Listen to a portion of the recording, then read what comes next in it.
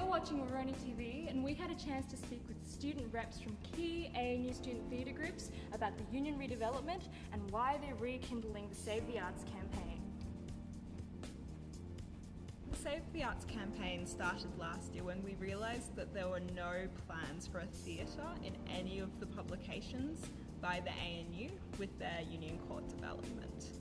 My understanding, having worked with CAP, was that the ANU were going to ease the transition into that union court redevelopment and assist us during that transition phase by helping us financially to stay viable. We were promised subsidisation for external venue hire for the time where the Art Centre was demolished and the new theatre hadn't been built yet. Since that point last year, it seems like different parties have forgotten what they promised. ANU sought their own plan with Canberra Repertory Society and with their venue Theatre 3 and thought that that had sufficient space for theatre productions on campus. Unfortunately, there's about 24 that happen within the year and Theatre 3 is not able to accommodate. I do feel really sorry for the people of Theatre 3 actually, because all the people who currently use the Arts Centre are just flocking over there. The biggest drawback we've had has been in terms of theatre space, just given the demolition of the Arts Centre and students having to outsource. And as a result, these outside theatre spaces are very pricey. Student groups and residential halls won't be able to afford the exorbitantly high rates of other theatres in Canberra that are nearby to the actual ANU campus. Does that affect the production that I'm involved with? Definitely. Myself and my production team, when it comes to looking at the budget for Arts Review, are actually very scared of the viability of Arts Review into the future. The ANU Women's Review is a new production this year. We get our funding directly from the ANU Women's Department, and if we make too big of a loss, they might not consider putting on another production.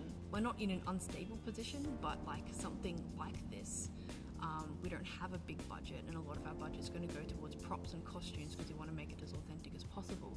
So something like having to pay a lot more for a venue, or having to really struggle to find something like that could, tip us over.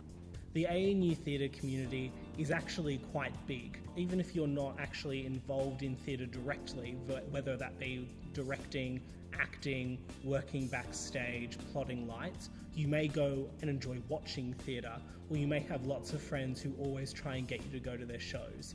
We provide something really, really unique to the ANU. I don't think there are any other kabuki clubs in Australia. There are very few outside of Japan at all, let alone that have been running we've been running for more than 40 years actually. I think that a lot of bonding and a lot of personal and social development at ANU happens through student theatre, and without this, I think the student body and the culture would suffer greatly. We can't keep using redevelopment as an excuse for a lack of action in the present, because Arts Review, sure, it might have a theatre in 3 years, but what happens for the next 2 years? If we become unviable and Arts Review doesn't function for the next 2 years, you lose that institutional knowledge. Subsidisation of external venue hire for the interim period is the aim of the campaign, and just making sure that these companies are supported by the institution and are able to continue through this period of extreme dislodgement.